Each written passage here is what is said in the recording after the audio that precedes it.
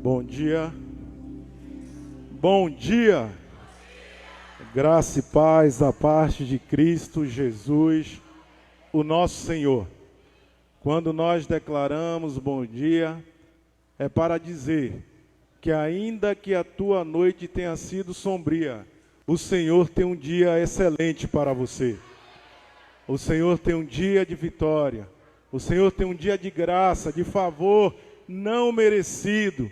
Porque isto é a graça de Deus. Nós não merecíamos estar aqui, mas Ele, no seu infinito amor, entregou o seu Filho Jesus Cristo para que nós estivéssemos aqui nessa manhã. E nós louvamos a Deus pela rica oportunidade de estarmos aqui mais uma vez. É sempre bom, estamos aí iniciando a segunda semana do ano, primeiro dia da semana, e estava a pedir uma palavra ao Senhor para nós, neste começo de ano, e o Senhor ministrou uma palavra simples, prática, mas poderosa. E eu tenho certeza que se nós aplicarmos a palavra de Deus às nossas vidas, nós seremos bem-sucedidos, amém? Foi falado sobre isso aqui nessa manhã, né, no estudo. Então, deixe ser guiado pela palavra. Ainda que o caminho traçado e apresentado por Deus seja um caminho que pareça um caminho de morte, tenha certeza, sem dúvida, esse caminho é um caminho de vitória. Agora, quando somos equivocados pelo aquilo que vemos, ou pensamos, ou achamos, parece caminhos de paz. Aí Provérbios vai dizer, cuidado, que este caminho pode ser caminho de morte.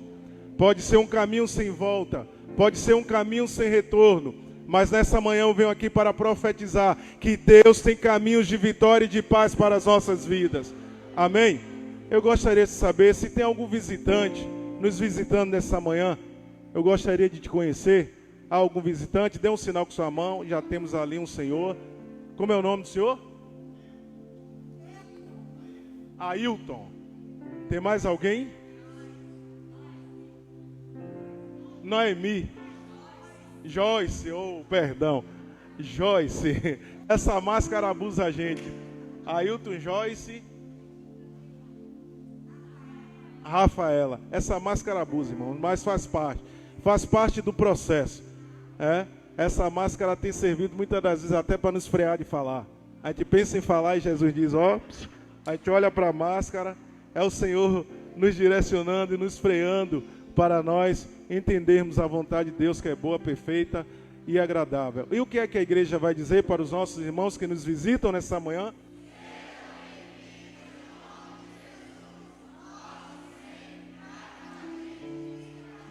Está aí o convite. Se você ainda não congrega, se ainda você não está firmado em um corpo, a oportunidade é esta manhã. Amém? Glória a Deus. Vamos ganhar tempo, porque o tempo não nos aguarda. Há quem diga que o relógio é desconvertido, mas eu creio que ele é convertido, porque ele foi criado para marcar a hora e nos orientar. Desde aquela ampoletinha lá do tempo, quando colocava e virava ali, para medirmos o tempo. Mas eu creio que o Senhor tem uma palavra para os nossos corações nessa manhã. Amém, irmãos? Por favor, abra sua Bíblia no livro de São Mateus, no capítulo de número 6, a partir do verso 25. São Mateus, capítulo 6, a partir do verso 25. Se você for achando, por gentileza, se coloque de pé. Aleluia. Glória ao nome do Senhor. O Senhor está neste lugar. Você não é impedido de dar glórias a Ele. Você não é impedido. Agora sim, a máscara não pode te impedir de glorificar. A máscara não pode te impedir de louvar. Porque Ele é digno de honra, de glória, de louvor, de exaltação e de adoração. Glória a Deus. E diz assim a palavra de Deus, capítulo 6 de São Mateus, verso a partir do 25 a seguir. Por isso eu vos digo, não estejais ansiosos por causa da vossa vida, pelo que haveis de comer ou pelo que haveis de vestir, ou de beber, nem por vosso corpo, pelo que haveis de vestir. Não é a vida mais do que o alimento e o corpo mais do que a vestimenta? Aqui o Senhor está nos fazendo perguntas interessantes. Não é a vida mais do que o alimento e o corpo mais do que a vestimenta? Olhai para as aves dos céus, que não semeiam, nem colhem, nem recolhem em celeiro, mas o vosso Pai Celestial as nutre. Não vales muito mais vós do que elas? E qual de vós, por mais ansioso que esteja, poderá acrescentar um côvado à sua vida? E por que andais ansiosos pela vossa vestimenta? Aprendei dos lírios dos campos, como eles crescem. Eles não trabalham nem fiam. Mas eu vos digo que nem mesmo Salomão, em toda a sua glória, se vestiu assim como eles. E se Deus assim veste a erva do campo, que hoje é, mas amanhã será lançada no forno, não fará muito mais a vós, homens de pequena fé? Portanto, não vos inquieteis dizendo que comeremos, ou que beberemos, ou que vestiremos. Porque os gentios procuram todas estas coisas, mas o vosso Pai Celestial sabe que necessitais de todas essas coisas. Mas buscai em primeiro lugar o reino de Deus e a sua justiça, e todas estas coisas vos serão acrescentadas. Mas buscai em primeiro lugar o reino dos céus e a sua justiça, e todas estas coisas vos serão acrescentadas. Repitam comigo: mas buscai em primeiro lugar o reino dos céus e a sua justiça, e todas estas coisas vos serão acrescentadas. Pai, está aqui a tua palavra, Senhor, que é digna de toda aceitação, que eu diminua, que eu desapareça nesta hora, mas que a tua glória resplandeça nas nossas vidas, no meio da tua igreja, hoje e sempre. Aqueles que creem, assente dizendo amém e glorificando a Deus. Aleluia. Deus está neste lugar. E como é bom dependermos do Senhor. Quando orava ontem pedindo ao Senhor uma palavra, durante esses dias que fui comissionado para trazer a mensagem nesta manhã, eu dizia: Senhor, me dá uma palavra. Irmãos, e sempre eu sou tão dependente de Deus, quando eu estou diante de uma pessoa para ministrar a palavra, quanto de 1000. Já tive em situações de estar de frente de multidão, e quando a gente olha a multidão, dá mais medo ainda do que você estar com uma pessoa. Mas sempre eu busquei de Deus para a minha vida, que todas as vezes que me fosse conferida a oportunidade de falar da sua palavra e do seu reino, que eu sumisse, que eu desaparecesse, que a nuvem da glória de Deus expandisse sobre o lugar a ponto de ninguém conseguir mais me enxergar. Eu tenho certeza que vocês já não estão me enxergando aqui, porque eu creio no Deus que nós servimos, e o Deus a quem nós devemos a honra e a glória e o privilégio de falarmos do seu amor. Amados, aqui estamos diante de instruções de Jesus para a vida de todos aqueles que querem viver uma vida bem-sucedida. E eu quero falar um pouco nesta manhã sobre práticas para vencer a ansiedade e fortalecer a vida cristã. Olhe para seu irmão e diga assim: precisamos adotar práticas para vencermos a ansiedade e fortalecermos a nossa vida cristã. Amém, irmãos? E esse texto aqui, ele sempre me move do meu lugar, porque o fato de Jesus, ele está chamando a nossa atenção aqui, para nós não andarmos ansiosos. Não quer dizer que a ansiedade não vá bater na nossa porta.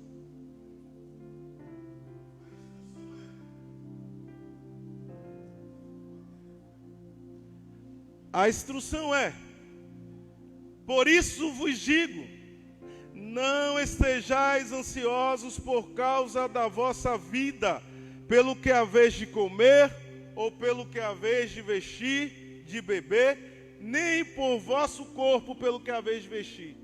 Não é a vida mais do que o alimento e o corpo mais do que a vestimenta? Aqui está diante desse texto uma pergunta-chave de Jesus para aqueles que o ouviam diante desse sermão.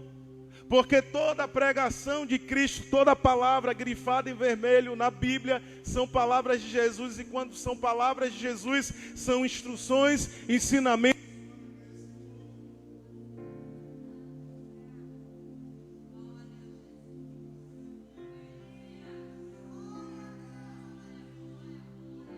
Glória a Deus. Instruções para aqueles que o ouvem.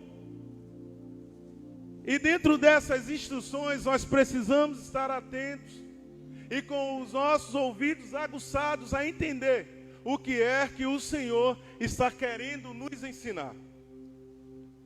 Primeiro, vamos observar aqui que nós precisamos adotar, mediante estas circunstâncias, um comportamento de fé. Então, dentro dessas práticas que precisamos adotar para vencermos a ansiedade e fortalecer a nossa vida cristã, o nosso crescimento em Cristo, precisamos guardar a nossa fé. É preciso guardar a fé. Por quê? O texto básico de Hebreus, que é Hebreus 11:6, vai dizer de que a fé É o firme fundamento das coisas que não se veem, a prova das coisas que se esperam. Precisamos guardar a nossa fé. E quando é que nós guardamos a nossa fé? É quando a ansiedade e o desespero bate à nossa porta. Irmãos, e nós precisamos dizer, e talvez o tempo que estamos vivendo é o tempo mais propício para nós observarmos para esta palavra. Por quê? Porque estamos vivendo um tempo de crise e de guerras em que nós precisamos guardar a nossa fé. Já vamos enfrentando aí basicamente quase 2 anos de pandemia. E essa pandemia, ela está aí. Mas nós não podemos ficar firmados naquilo que a OMS, aquilo que a Anvisa diz. Nós sabemos que existem direcionamentos e nós estamos aqui seguindo. Álcool em gel, máscara, mas nós precisamos entender que o que norteia a nossa vida é a fé. E o que é a fé, senão nada mais, nada menos do que a certeza daquilo que nós esperamos e a prova daquilo que se espera. E nós precisamos, irmãos, guardar a nossa fé. E guardar a nossa fé em quem? Em Deus. Por quê? Porque há quem diga que esteja guardando a sua fé, mas a fé é guardada em deuses que não são dignos de receber essa adoração dessa fé. E nós precisamos estar atentos a isto. Precisamos entender que o Senhor, Ele quer que nós andemos em novidade de vida. E como é que viveremos em novidade de vida, senão pela fé? Senão na expectativa daquilo que a palavra de Deus já disse ao nosso respeito e que vai se cumprir. Mas para que isso aconteça, você precisa pedir ao Senhor que Ele a cada dia acrescente a sua fé. Porque um dia os discípulos se viram questionados acerca das coisas do reino de Deus. E, dado momento, eles não conseguiam acompanhar, observar a fé daquilo que Jesus estava falando. E eles vão olhar para Jesus e vai dizer: Senhor, acrescenta-nos a fé. Há momentos em nossas vidas que a nossa fé, ela precisa ser acrescentada. Por quê? Porque há momentos em nossas vidas em que o que estamos vivendo não é a falta de fé, mas é de uma fé que está sendo abalada, que está sendo bombardeada pelos problemas, pelas lutas, pelas adversidades. Mas nesta manhã, o Senhor está dizendo para mim e para você, para que você vença o ano de 2022, você precisa viver em fé. E viver em fé, irmãos, muitas das vezes não é fácil. A palavra está dizendo: o meu justo viverá da incerteza, da inconstância, daquilo que eu penso, daquilo que eu ouço, daquilo que os meus olhos me mostram, é isso? Não, viverá da fé.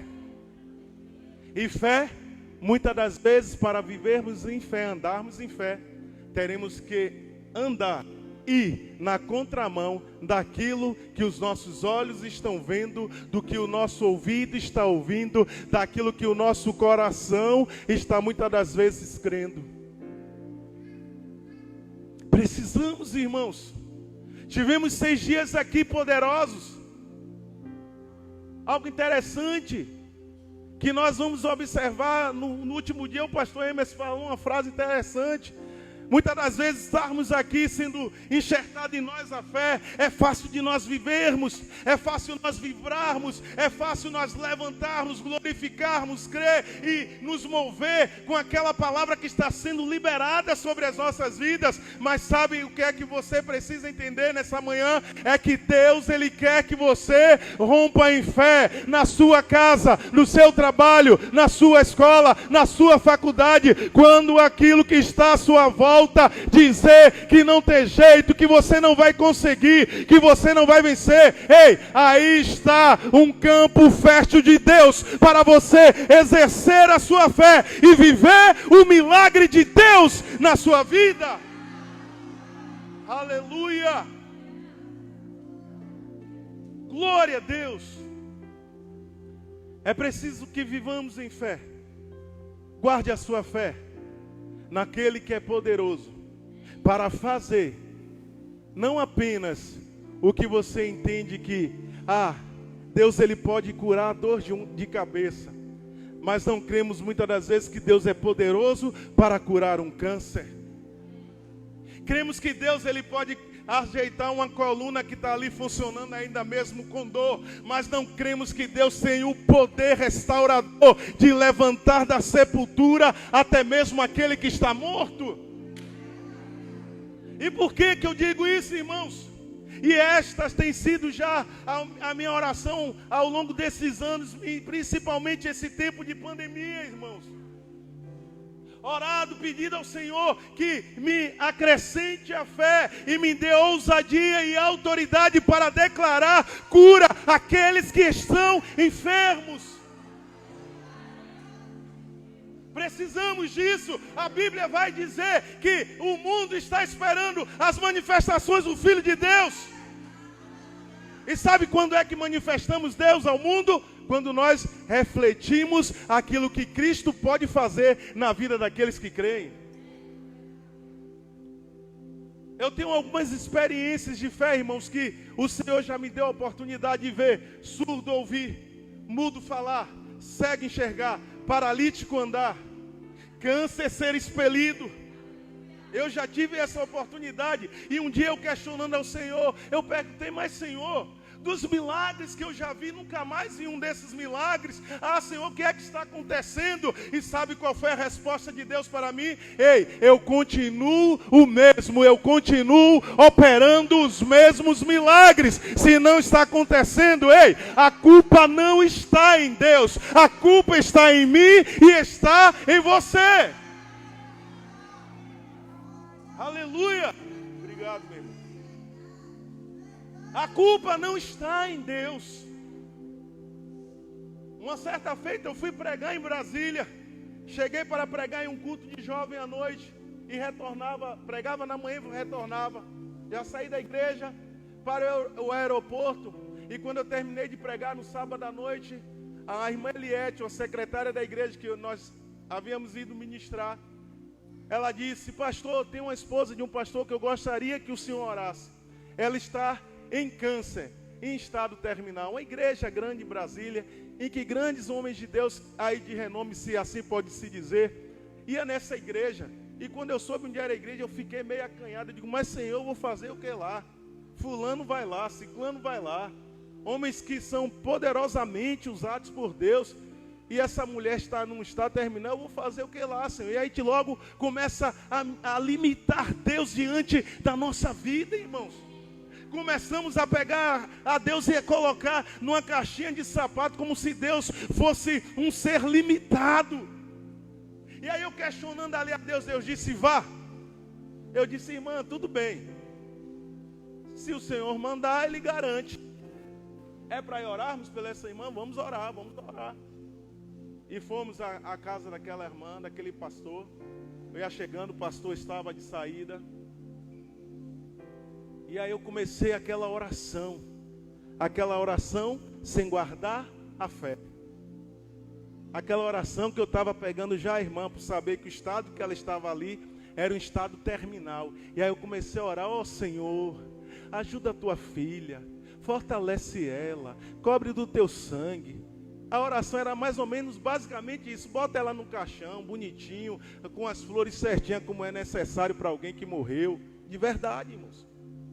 E enquanto eu orava desta forma, tímido, acanhado, que eu estava pensando naquele momento que era eu que tinha o poder de fazer alguma coisa. Mas quando eu entendi no meu espírito, eu recebi um choque dentro de mim. E aí o Senhor disse, ora direito, rapaz, porque eu não sou Deus de ato fúnebre, eu sou Deus de vida. Aleluia! E aí, irmãos, eu fui tomado de um poder e eu coloquei a mão sobre aquela mulher e eu disse: olha, Satanás, uma coisa é certa, a enfermidade está sobre o corpo desta irmã, mas eu creio no Senhor que curou e ressuscitou a Lázaro. Esse mesmo Deus está aqui nessa sala, desta casa, e vai curar a vida da nossa irmã. E eu digo, em nome de Jesus, pega a tua enfermidade, Satanás, e saia. Irmãos, foi instantâneo, mas eu não percebi, porque eu entendi que era ele que fazia.